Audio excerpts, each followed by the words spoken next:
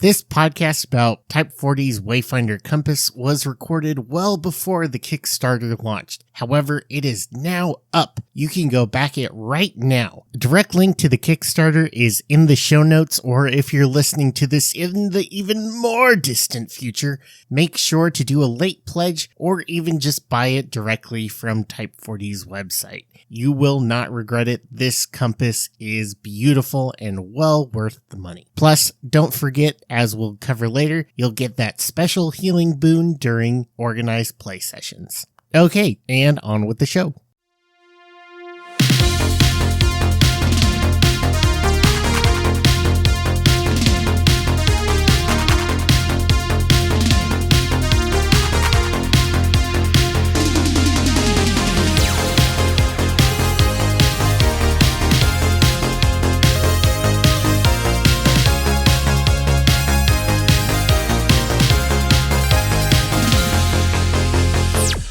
Welcome back to Rise the Rulelords Unchained. It is your creative and artful Rulelord, Pete, and today I am here to talk about using props with your game. I am someone who much more enjoys playing at the table than virtually, but I realize that many people like to play on their computers either from necessity or just preference. But still, I love being at the table. I like to have my pawn sets up. I like to have my maps up, and every once in a while it is really cool to have just a little thing to be able to give to my players. Like campaign coins just came out with this whole slew of Pathfinder coins, like from Absalom and of different denominations, and like how cool is that to be able to like hand that to your players as a reward for whatever they did. It really amplifies the game. And so now I am very lucky to have a guest who is doing even more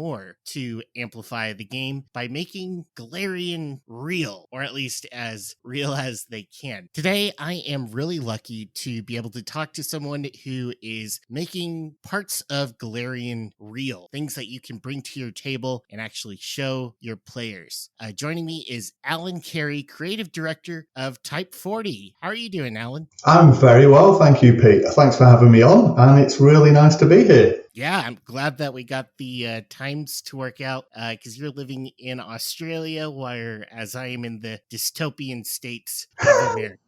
Well, yes, I'm in Australia, where everything is upside down and we live in the future. Yeah, and everything's trying to kill you. Everything is currently, at this very moment, trying to kill me. But we should be okay for at least the next 30 or 40 minutes. Good. You run the company Type 40, which announced partnership with Paizo not too long ago. Tell us what Type 40 is for people who are unfamiliar with your company and what you do. Of course, Pete. Type 40 is a small but passionate design studio in Australia. There are several of us who all are very big gamers. We love tabletop role-playing games of all kinds, but we're also super passionate about creating in-world artifacts and props. And we've been going for over a decade now, and we've done work on all kinds of different games. We've won several awards for those props, scenarios, and digital artifacts, both within the role-playing arena and outside of it as well. And we did recently partner up with Paizo in order to start doing what we do for the tabletop role-playing gaming community within the world of Golarion. And it's a super exciting space to be working in, because I find, although I have a limited experience of the Pathfinder game, I find the world of Golarion to be a deep and rich and exciting place to be able to explore, that's full, absolutely full of magical artifacts that we want to start putting in people's hands. Lots of really cool books. One of my prized possessions is the Rise of the Rulelords Deluxe Edition, which looks like the spell book that the main villain Karzog has. And it's a big, bulky thing, but there is something really satisfying about holding it, kind of pretending like I have that little bit of the Rulelord there with me. So that's exciting to hear that you're going to be adding more of these artifacts into the real world. One that I can actually see behind you is Mjolnir, hammer from Thor from Marvel. How heavy is that? No, it's not working. He That's just not tried to summon it. Didn't work. not great for listeners, but funny visually. The Mjolnir is a stainless steel piece of kit that I personally make. Some of the stuff that I make here in the workshop, which is behind me through that door, which you can't see. And it weighs about this is going to not convert well, about 4.5 kilos. So what would that mean? How does that convert? Oh, I don't know. So, people can look it up afterwards. People can look it up. People are clever. They can look that up. Yeah, so nevertheless, it probably has a good heft to it. It does, but not too much that you would lose any power on the upswing. So this one's signed by Stan Lee. Oh, that's incredible. It is so shiny, and that looks exactly like the one from the movies. Really It's so a bit of a story behind that, and you can edit all of this out if it's not relevant. But the background of Type 40 is I started on my own about 10 years ago because I'm an engineer and a carpenter by trade, but as you always tell people, I'm a nerd by choice. And basically, I wanted to own a Captain America shield, and there wasn't any Captain America shields in the world that I was happy with. So I decided to make one myself, which I did. I then took it to some conventions and showed some people, and they got very excited about it. So I started making them for collectors and enthusiasts. And then at some point, we got noticed by Disney, and they asked if they could borrow one for some advertising, which was a really exciting moment. And we ended up making a Captain America shield for Stan Lee as well, which got presented to him at a convention here in Australia back in 2016, I think it was. So that then led on to further things, which then led on to the Mjolnir. So the next thing I obviously wanted, essentially what I'm telling you is I make things I want, and which is where we find ourselves today. And you make them really well. I'm not only impressed with the Mjolnir, but the concept for the Wayfinder that you're going to be kickstarting really soon. So you have a lot of experience. What goes into the process of making these? Like, are they handmade? Are they machine built? What do you do to make these quality items? That's a really good question, actually, Pete. And it's one that is quite deep. As I say, I've got a background in engineering and carpentry, but also in manufacturing as well. And the process of product development or designing a new item is a very interesting one in and of itself. But when you start trying to design and bring to life something that exists only as a fictitious item, which has in itself incumbent expectation by fans, and I'm include myself in that. Yeah. There are a whole other set of considerations that you need to start looking at. For instance, Mjolnir can't be lifted up. Now, that's not going to be very good for anybody. Yeah. You know, Aeon stones are supposed to float around your head. Now, I can't do that. There's nobody can do that. So there are two paths that we take when we start looking at a new product that's being drawn out of a fictitious world into our world that has its own incumbent set of values and expectations placed on it. And one of them is obviously the physical considerations and constraints that we have with manufacturing. What material are we going to make out of? How is it going to look? What's it going to feel like? What operations or movements does it need to have? What are the key elements for that item? If you take a really good example that everybody's probably familiar with is the Captain America shield. It has a certain shape, size, look, and you need to hold it on your arm. It's got to have a star on the front, so there are those considerations. Sure. But if you look at some other items, and this is, I have a cosplay background as well. And you see people trying to translate things that can only be drawn or imagined into real life. That's where the real challenge starts to set in. And that's one of my favorite parts. Sure. I mean, like, yeah, looking at Wayne Reynolds' character art, just of the iconics for Pathfinder, they have so much stuff on them, so many straps. It would be really difficult to cosplay for that. So how difficult was it making the transition from engineer to crafting your first piece? It was strangely easy. I was at the time working for myself and then decided I wanted to do it.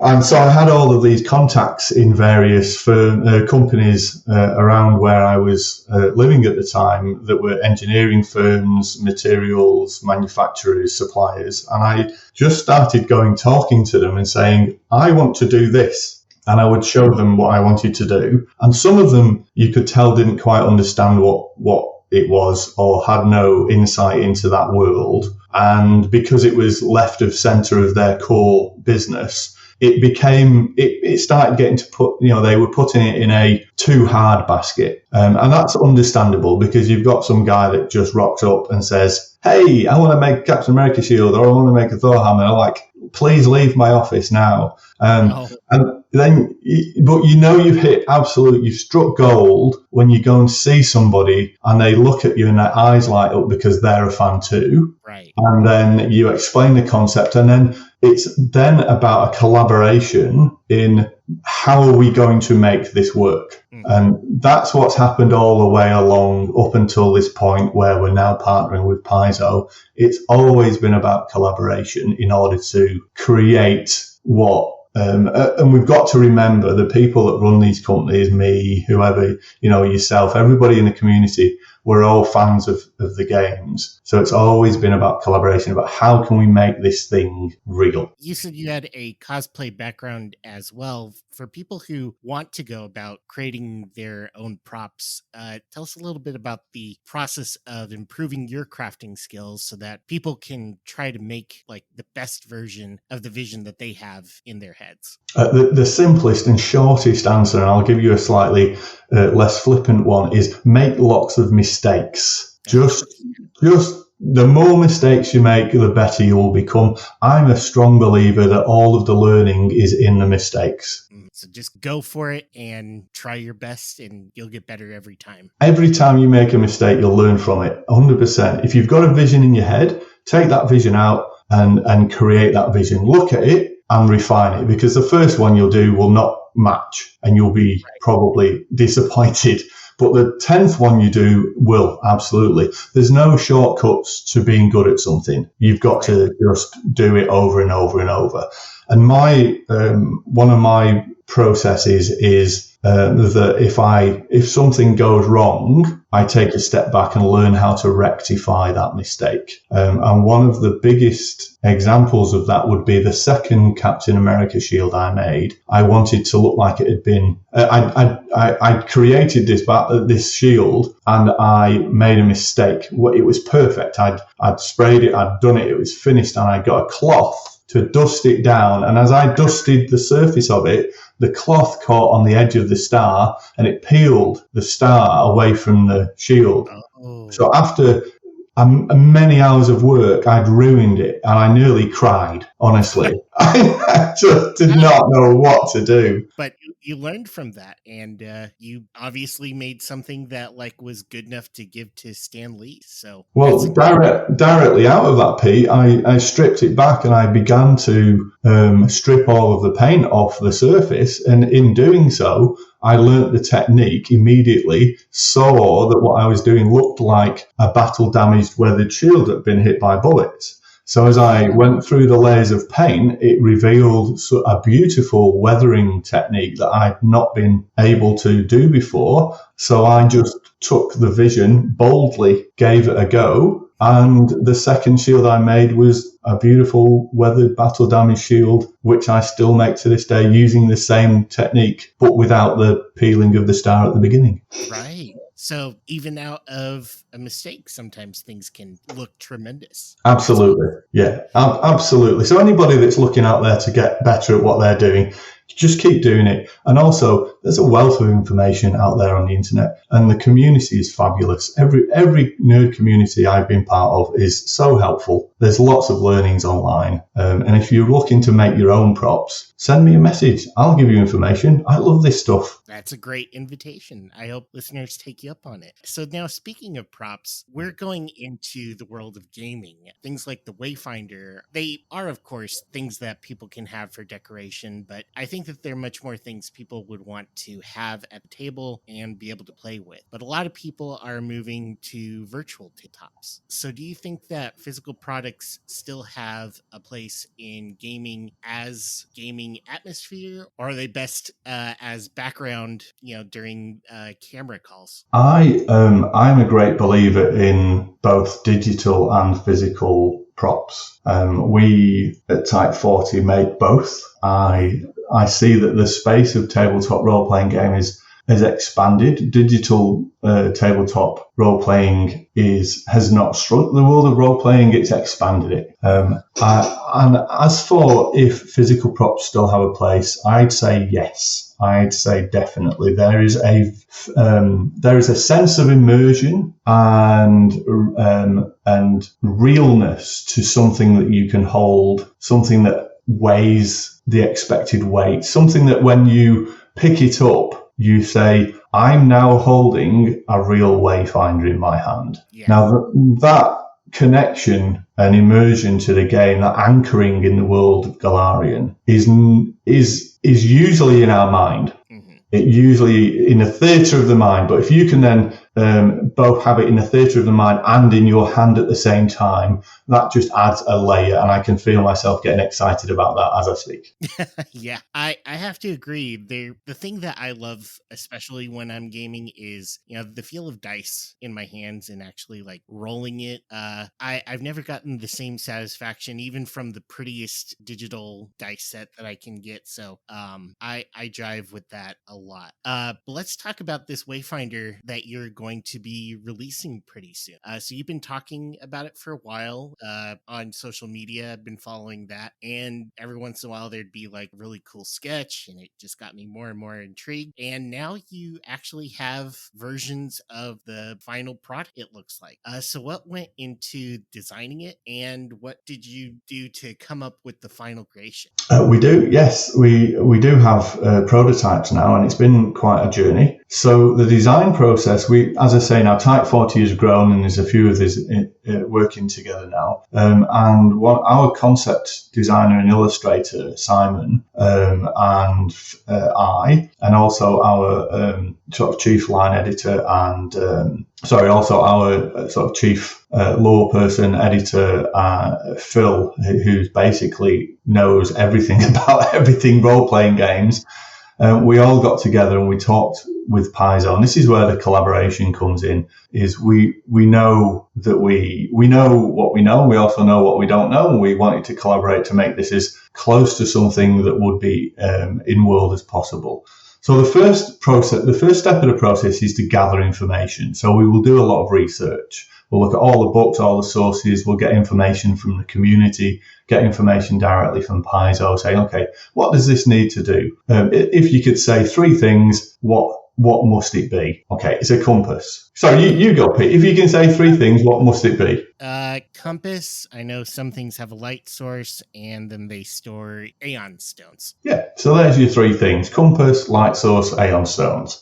So then we go, all right, so it has to be those things. Now let's go back and talk about those physical, real world constraints that we have. Okay. Can we do a compass? Yes. Can we do a light source? Possibly. Can we do Aeon stones? Yes. All right. Okay. We've got our answers to that. Let's dig deeper and take the next step. And this is even before we start, sketching it out and seeing what it can look like.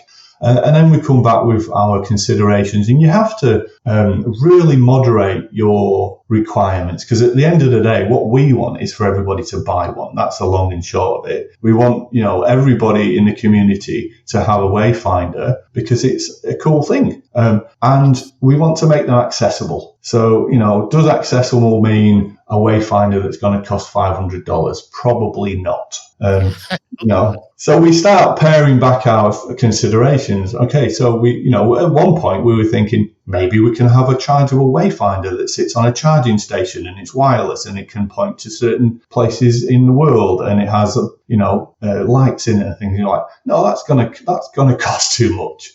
So we come up with our final design brief, and unfortunately we had to pull the light out of it because there's lots of certification considerations for electronic items. And as a first product for the community, we want to get it right. We don't want to get halfway there. So we come up with our design spec and our brief. That brief then starts getting sketched out. And then once we've got a good idea of what that concept will be, that's when the back and forth will start. Okay, tweak this, move that, change that.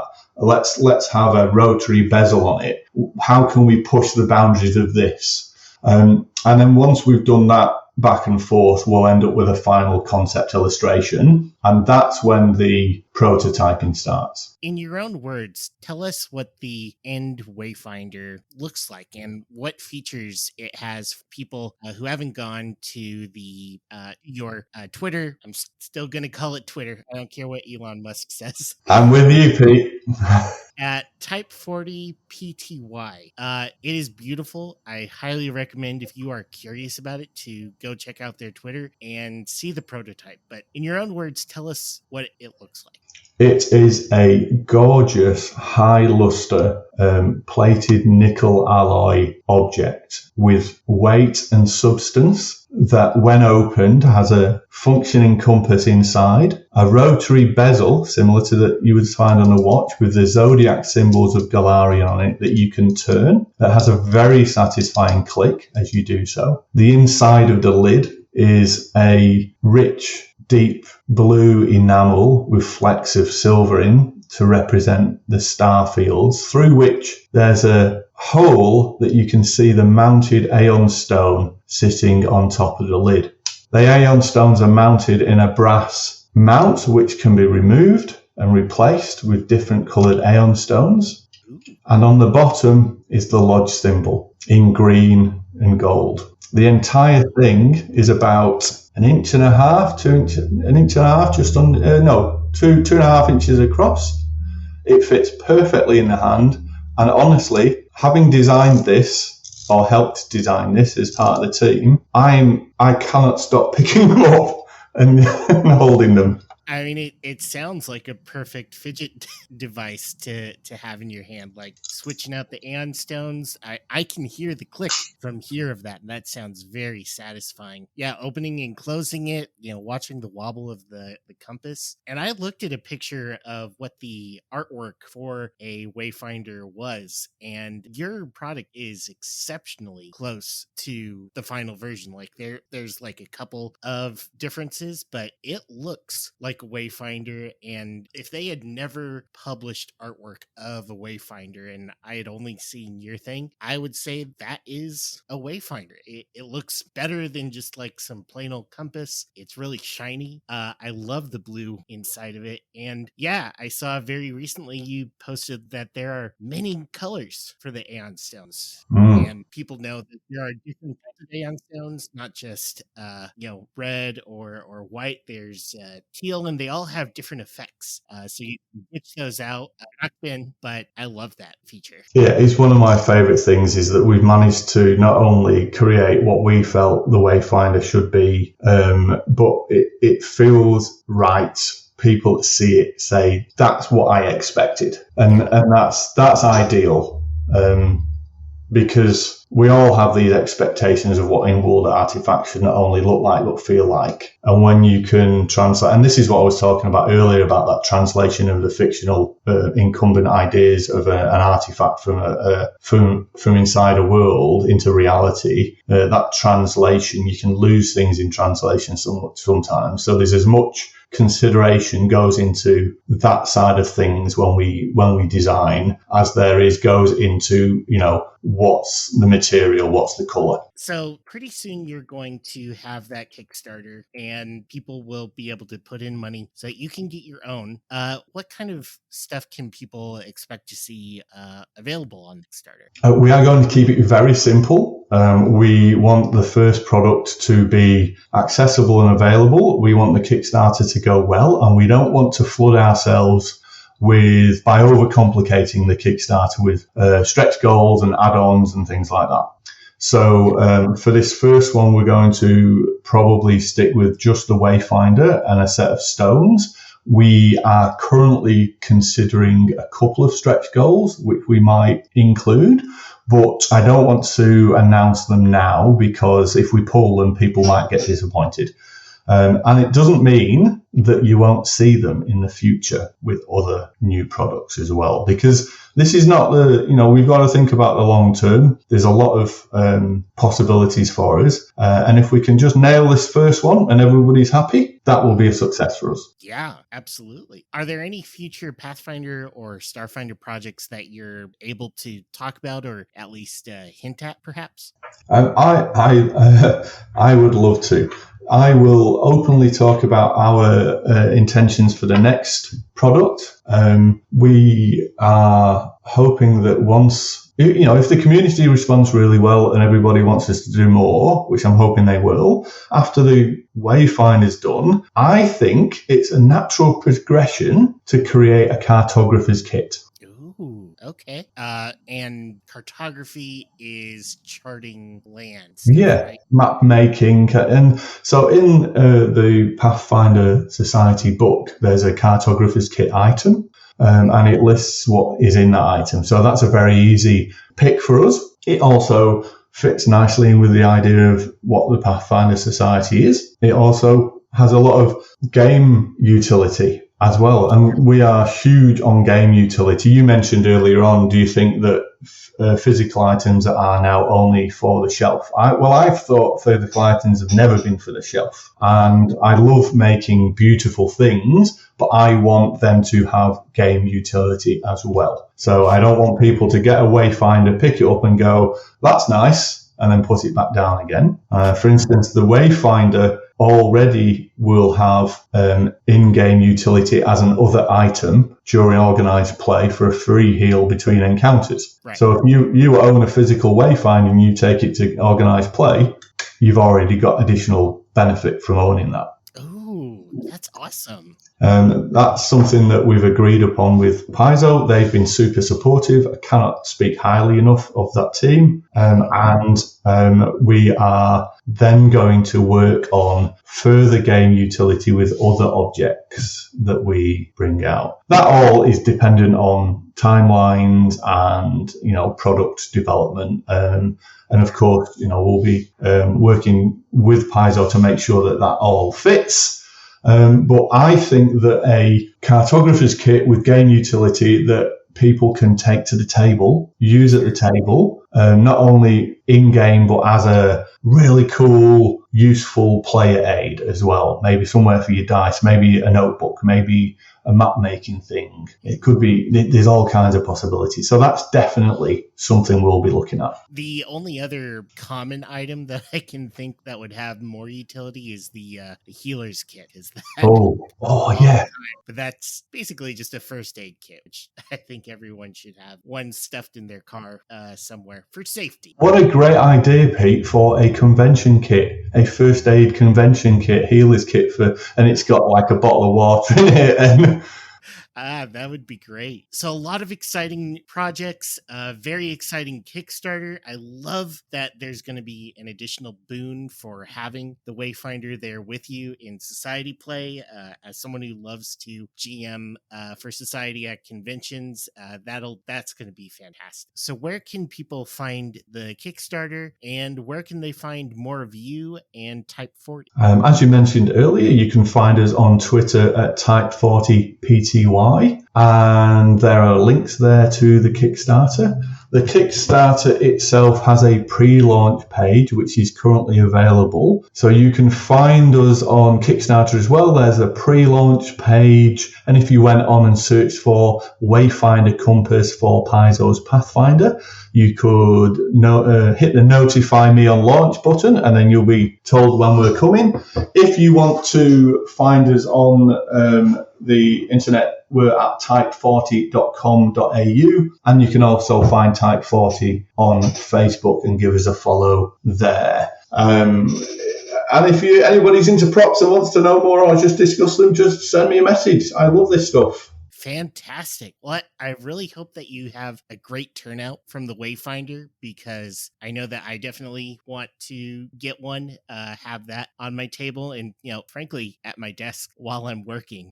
That looks great. So thank you so much for coming on. I'm looking forward to the Kickstarter, and I hope to see a lot more props for Pathfinder and Starfinder from you guys in the future. Pete, you've been an absolute pleasure to talk to. Thank you very much. And if anybody out there in the Paizo community wants to drop Pete a message about what props they'd like to see us make, please do. Excellent. Hopefully all of you will go to the Kickstarter page, click notify so that you can be there right on launch day. I will have that in the show notes. Let's have a great turnout. Let's keep physical products going strong in Pathfinder and Starfinder. But until the next session, remember, don't let the rules rule you.